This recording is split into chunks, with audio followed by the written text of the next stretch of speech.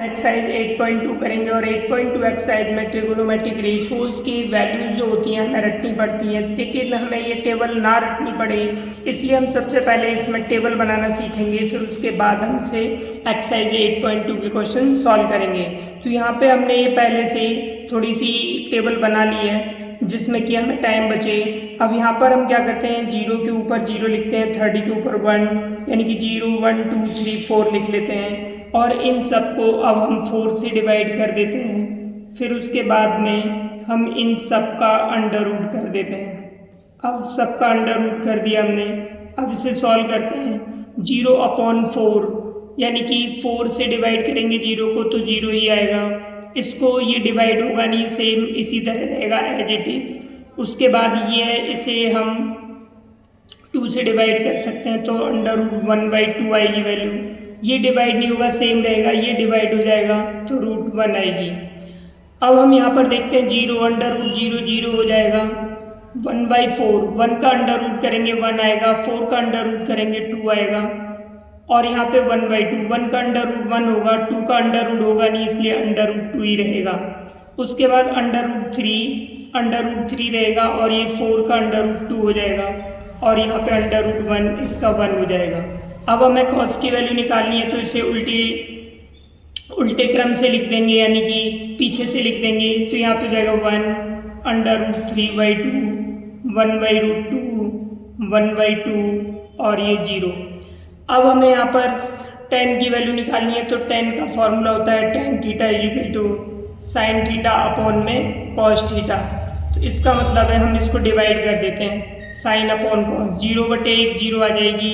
2 को 2 से डिवाइड करेंगे 1/√3 और 1/√2 को 1/√2 से डिवाइड करेंगे 1, 2 से 2 कैंसिल हो जाएगा √3 1/0 नॉट डिफाइंड आ जाएगा। ये कॉट की वैल्यू लिखेंगे तो यहाँ से लिखना स्टार्ट करेंगे उल्टा इन्फिनिटी अंडर रूट 3 1 1/√3 और 0। अब हमें सेक की वैल्यू लिखनी है। सेक होता है हमारा कॉस का इन्वर्स तो 1/cos थीटा। तो हम क्या करेंगे, कॉस की वैल्यू को इन्वर्स कर देंगे। 1 का इन्वर्स 1 होगा, इसका इन्वर्स करेंगे 2/√3 होगा, इसका इन्वर्स √2 होगा, 1/2 का इन्वर्स 2 होगा और 0 का इन्वर्स नॉट डिफाइंड होगा।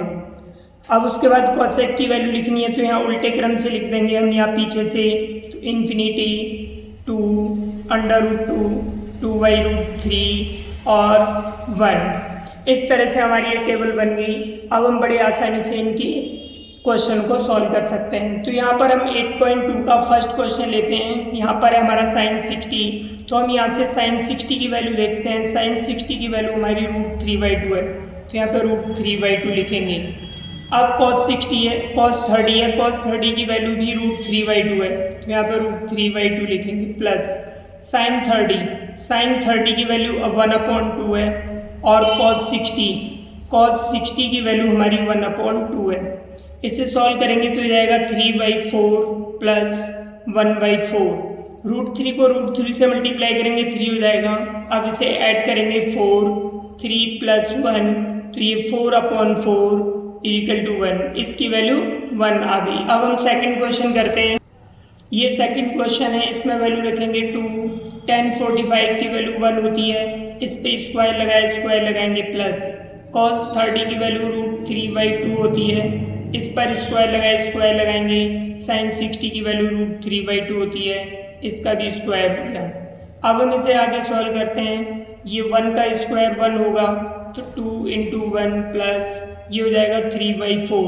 √3 का स्क्वायर 3 होगा, 2 का स्क्वायर 4, इसी तरह से ये भी 3/4 हो गया। हम यहाँ पे 3/4 ये प्लस का माइनस का कैंसिल कर सकते हैं, = 2 वैल्यू आ गई इसकी। अब ये हमारा थर्ड क्वेश्चन है। cos 45 की वैल्यू 1/√2 होती है। अब उसके बाद sec 30 की वैल्यू 2/√3 होती है प्लस cosec 30 की वैल्यू 2 होती है।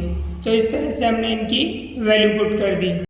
अब इसे सॉल्व करेंगे तो ये 1/√2 एज इट इज़ लिखेंगे और यहाँ पर इसके नीचे 1 सपोज करेंगे, इसका एलसीएम ले लेंगे हम, √3 आ गया। √3 से हमारा √3 कैंसिल हो जाएगा, डिवाइड करने पर बचेगा हमारे पास 2 प्लस अब यहाँ पर √3 को इस 2 से मल्टीप्लाई कर देंगे 2√3, तो इस तरह से हमारे पास ये वैल्यू आ गई। अब हम इसे आगे सॉल्व करेंगे तो 1/√2 इसे एज इट इज रखेंगे अपॉन ये हमारा, यहाँ से हम क्या कॉमन ले सकते हैं 2, तो 1 + √3 अपॉन में √3। अब हम क्या करते हैं इसे 1/√2 को एज इट इज लिखेंगे, यहाँ मल्टीप्लाई करेंगे क्योंकि डिवाइड में इधर आके इसका इन्वर्स हो जाएगा, तो √3/2 1 + √3 इस तरह से। अब हम क्या करते हैं, ये हो गया हमारा √3/2√2, इसको √3 को हम पहले लिख देते हैं और 1 को बाद में, इससे हमें सॉल्व करने में आसानी रहेगी। अब हम आगे क्या करते हैं इसमें, ये हमारे पास में √3 आ गया अपॉन में 2√2, तो ये जो √2 है इससे हम रैशनलाइज कर देते हैं इसे, तो पूरे इसी से रैशनलाइज करेंगे हम, तो यहाँ पर हो जाएगा हमारे पास में √2 और √3 + 1 है, तो यहाँ पर रैशनलाइज करेंगे तो इसका अंदर का साइन चेंज हो जाएगा, √3 - 1। यहाँ पर हम ये √3 + 1 ये एज इट इज लिखेंगे। अब हम क्या करते हैं, √3 को √2 से मल्टीप्लाई करेंगे, √6 हो गया, √3 - 1 एज इट इज आ गया। अब इनको मल्टीप्लाई करेंगे, √2 को √2 से मल्टीप्लाई करते हैं 2 आ गया, और 2 को 2 से करेंगे 4, √3 + 1 √3 - 1, यहाँ पर हमारा a + b a - b का फॉर्मूला लग जाएगा, तो हो जाएगा √3 का स्क्वायर - 1 का स्क्वायर। तो फॉर्मूला हमने कौन सा यूज़ किया, a + b a - b = a² - b², ये फॉर्मूला हमने यहाँ पर यूज़ किया। अभी इसको इससे मल्टीप्लाई कर देंगे, √18 हो जाएगा, √6 को 1 से करेंगे तो √6 हो जाएगा, ये हमारे पास 4, √3 का स्क्वायर 3 - 1 का स्क्वायर 1।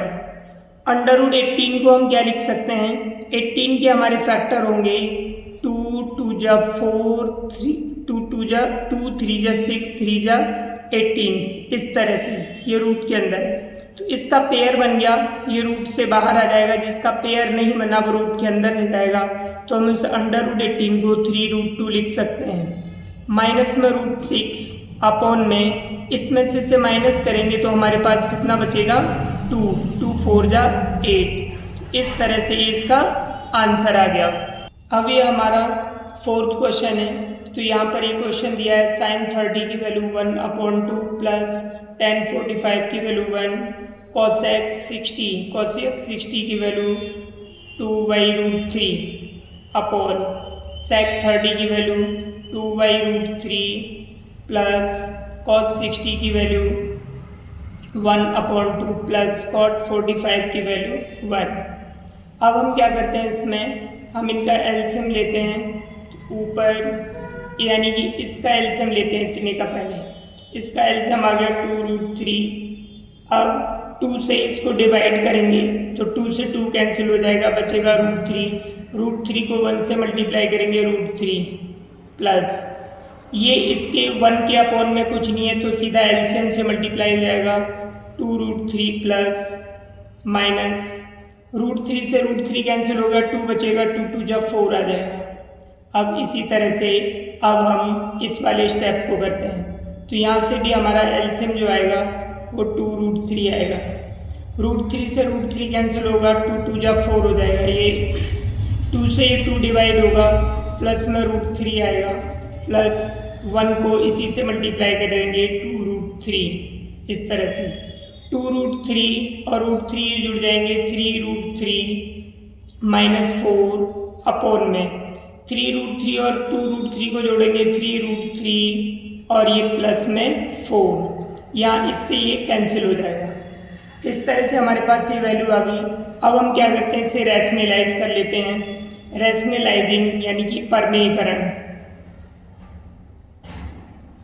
यानी कि इसको रैशनलाइज करेंगे 3√3 - 4 3√3 + 4, यहाँ पर मल्टीप्लाई। अब रैशनलाइज कैसे करते हैं, यहाँ पर जो साइन है नीचे वाली डिजिट का, तो उसका साइन चेंज करके ऊपर और नीचे मल्टीप्लाई कर देते हैं, 3√3 - 4 3√3 माइनस 4। अब हम क्या करते हैं, इसमें ये हमारे पास आ गया, ये दोनों डिजिट सेम है तो इसका होल स्क्वायर हो जाएगा 3√3 माइनस 4 का होल स्क्वायर।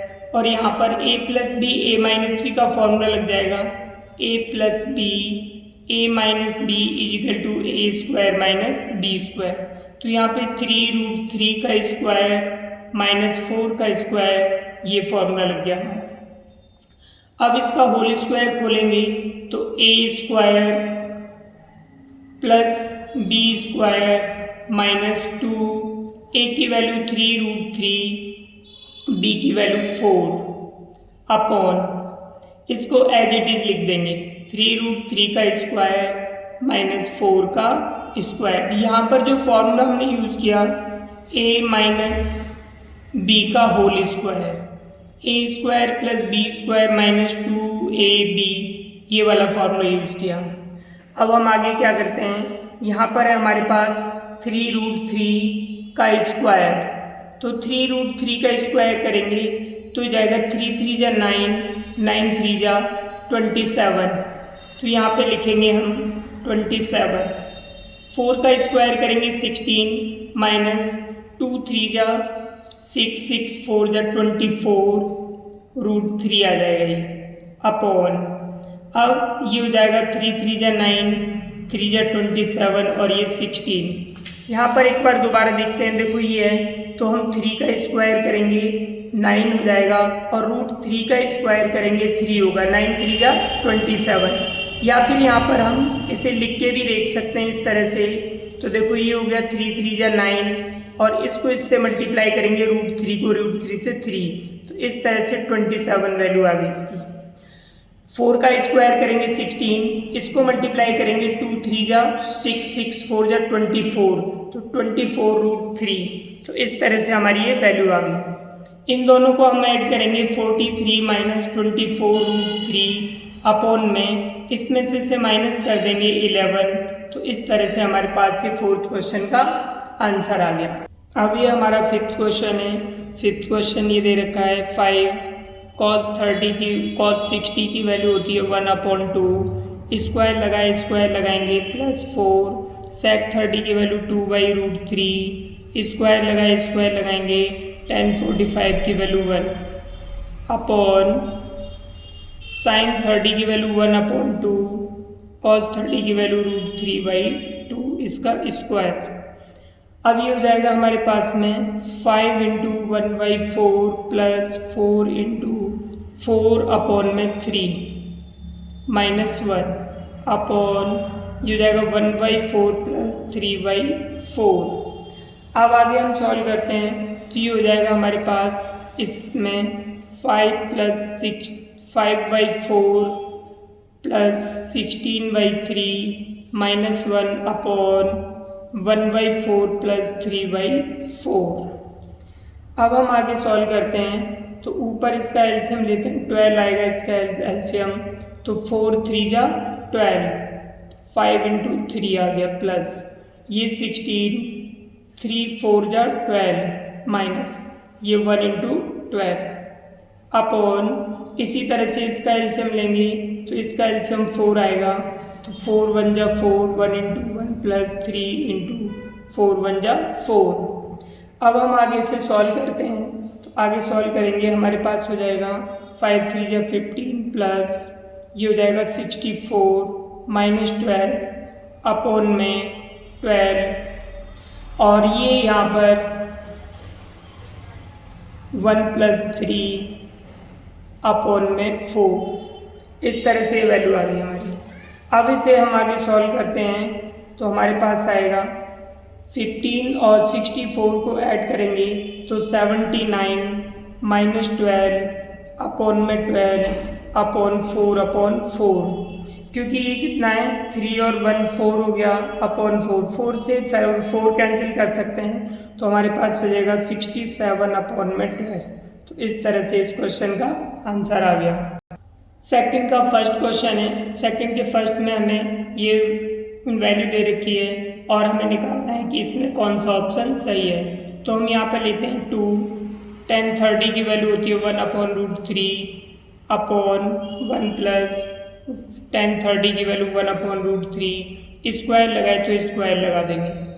अब उसके बाद ये हो जाएगा 2/√3, इसे सॉल्व करेंगे 1 प्लस 1 का स्क्वायर 1 होगा और √3 का स्क्वायर 3 होगा, तो 2/√3, इसे सॉल्व करेंगे 3 × 1 = 3 और 1 4/3।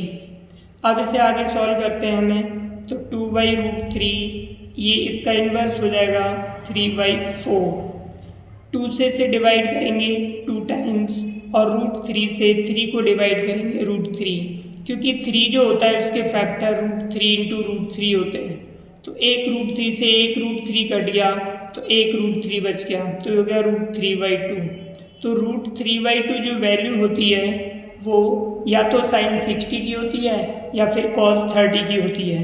तो यहाँ पर हमें जो ऑप्शन दिया है वो sin 60 दिया है, cos 30 ऑप्शन नहीं दिया है, तो इसका जो ऑप्शन हो गया ए हो गया, तो इसका आंसर ए होगा। क्या होगा इसका आंसर? ए वाला ऑप्शन होगा। अब हम यहाँ पे सेकंड पार्ट लेते हैं, तो इसमें भी हमें 4 ऑप्शन दे रखे हैं, तो कौन सा सही है हमें देखना है। तो 1 - tan 45 की वैल्यू 1 होती है, 1 प्लस tan 45 की 1 इसका स्क्वायर, ये हो गया 1 - 1 अपॉन में ये 2 हो जाएगा, तो ये हो जाएगा 0/2। 0 को 2 से डिवाइड करेंगे 0, तो इसलिए हमारा यहाँ पर डी ऑप्शन सही है। इस क्वेश्चन में हम देखते हैं हमें sin 2a = 2 sin a कब ट्रू होता है, 0 वैल्यू पर, 30 पर, 45 पर या 60 पर। तो हम यहाँ पर क्या करते हैं, a की जो वैल्यू है 0 डाल देते हैं, पहले a की वैल्यू 0 डाल के देखते हैं। हम पहले ऑप्शन से शुरू करते हैं इसे, तो sin 2 × a की वैल्यू 0 = 2 sin a की वैल्यू 0, पुट a = 0 डिग्री, तो sin 2 को इससे मल्टीप्लाई करेंगे 0, 2 sin 0 की वैल्यू 0 होती है, sin 0 की वैल्यू 0 = 0, तो इसमें दोनों हमारे LHS RHS आ गई बराबर, तो इसीलिए हमारा ये ए ऑप्शन हो जाएगा इसका।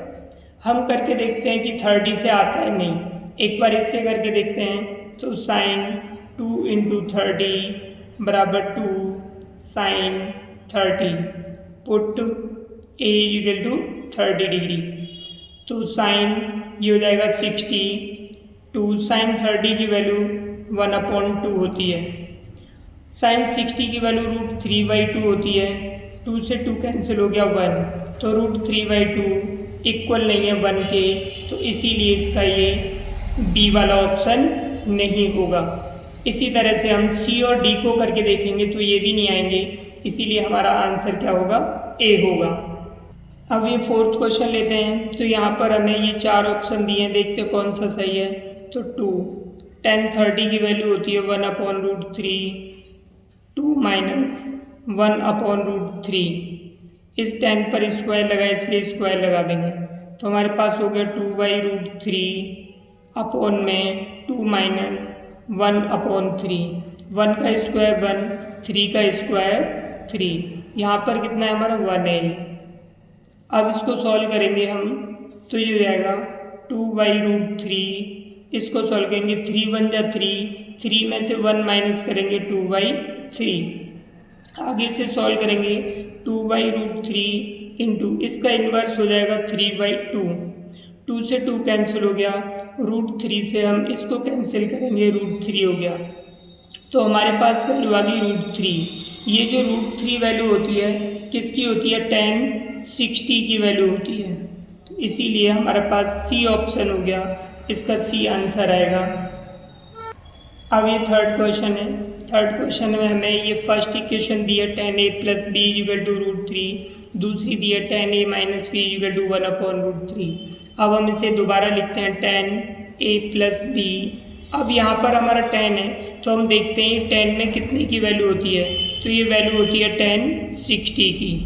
यहाँ पे tan से tan कैंसिल हो जाएगा, a + b = 60 degree, equation first आ गई हमारी।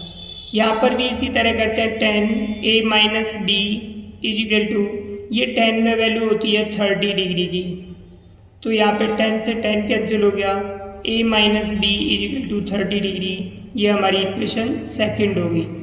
From equation first and second by elimination method. अब यहाँ पर हम एलिमिनेशन मेथड यूज करते हैं, उस मेथड से इसे सॉल्व करेंगे। तो हम दोनों इक्वेशन को एक दूसरे के नीचे लिख लेते हैं। तो ये दूसरी a minus B equal to 30 degree. अब यहाँ पर हम ऑन एडिंग जोड़ने पर करते हैं, क्योंकि यहाँ पर ये प्लस का b माइनस का b कैंसिल हो जाएगा। तो 2a इक्वल टू 90 डिग्री, तो a इक्वल टू 2 से इसे डिवाइड कर देंगे तो 45 डिग्री a की वैल्यू आ गई। अब हमें b की वैल्यू फाइंड करनी है, तो put the value of a in equation first में पुट कर दो या सेकंड में। तो a की value 45 plus b equal to 60 degree. b को इधर ट्रांसफ़र कर देंगे, 60 में से 45 माइनस करेंगे, इसकी वैल्यू 15 डिग्री आ गई। इस तरह से a की वैल्यू 45 और b की वैल्यू 15। इस तरह से हमारा ये आंसर हो गया। अब ये हमारा फोर्थ क्वेश्चन है। इस फोर्थ क्वेश्चन में दिया है हमें ट्रू फॉल्स मालूम करना है हमें। Sine A plus B equal to sine A plus sine B. तो कभी भी ट्रिगोनोमेट्रिक फंक्शन में ये साइन इन एंगल से मल्टीप्लाई नहीं होता, तो इसीलिए ये sine A plus sine B बराबर नहीं होंगे, तो इसलिए ये फॉल्स हो जाएगा। इसके लिए हम क्या कर सकते हैं, ए की वैल्यू मान लो 30 हमने मान ली और b की वैल्यू हमने यहाँ पर 60 मान ली। इससे पुट करके सॉल्व करके देखना, ये दोनों पक्ष दोनों साइड्स हमारी इक्वल नहीं आएंगी, इसलिए फॉल्स है। अब हमारा इसका सेकंड पार्ट है, अगर थीटा की वैल्यू बढ़ती है तो क्या साइन थीटा की वैल्यू भी बढ़ती है, तो हमें बताना है ये ट्रू है या फॉल्स है। तो यहाँ पर हमने ये देखो टेबल बनाई है, तो पहले 0 वैल्यू है, फिर 1/2 है, 1/2 की वैल्यू होती है 0.5, 1/√2 है, तो ये भी जो वैल्यू आएगी ये इससे बड़ी आएगी, और ये √3/2 ये भी इससे बड़ी आएगी, फिर 1। तो हम देखते हैं ये सारी वैल्यू क्या है, इंक्रीज कर रही हैं, तो इससे हमें पता चलता है। और देखो थीटा की वैल्यू भी यहाँ बढ़ती आ रही है, 0, 30, 45, 60, 90। तो जब थीटा की वैल्यू बढ़ती है तो साइन थीटा की वैल्यू भी इंक्रीज होती है, इसीलिए ये वाला पार्ट हमारा ट्रू है। अब इसका थर्ड पार्ट है कि थीटा इंक्रीज होता है तो कॉस थीटा की वैल्यू भी इंक्रीज करती है, नहीं, कॉस थीटा की वैल्यू डिक्रीज करती है। हम इस टेबल से देखेंगे, यहाँ पर देखो 1 है, फिर ये इसकी वैल्यू आएगी, ये कम होती चली जा रही है वैल्यू। तो इस तरह से हम कर सकते हैं कि अगर थीटा इंक्रीज होता है तो कॉस थीटा की वैल्यू डिक्रीज करती हैं, तो इसीलिए ये फॉल्स है। ये वाला ऑप्शन हमारा थर्ड फॉल्स है। अब हम फोर्थ पार्ट इसका करते हैं।